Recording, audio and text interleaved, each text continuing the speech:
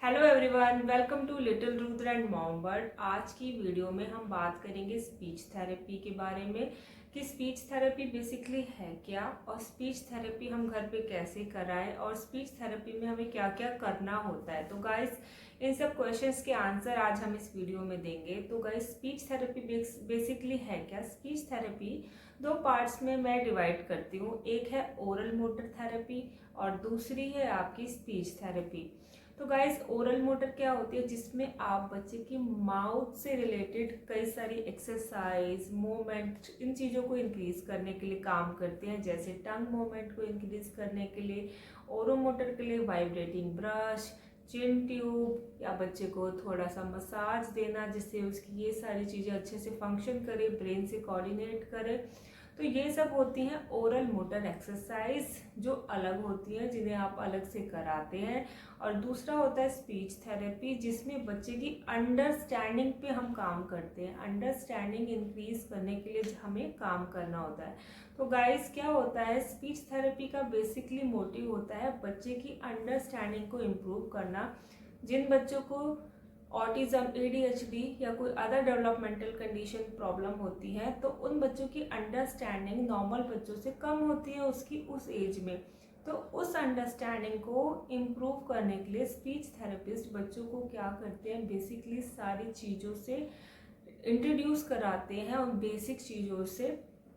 तो guys, speech therapy का motive क्या है? बच्चे की माउथ की मूवमेंट, उसकी ब्रेन से कोऑर्डिनेशन, उन मूवमेंट्स का, उन मसल्स का, और उनकी अंडरस्टैंडिंग को इम्प्रूव करना। तो अंडरस्टैंडिंग इम्प्रूव करने के लिए हमें क्या करना चाहिए स्पीच थेरेपी के लिए? तो आपको बच्चे को छोटी छोटी चीज़ें, जो भी आपके घर में हाउस होल्ड, उसके बॉडी पार्ट, इन सब चीज़ों को आपको बच्चे को बताना होता है अपने सामने बिठा के।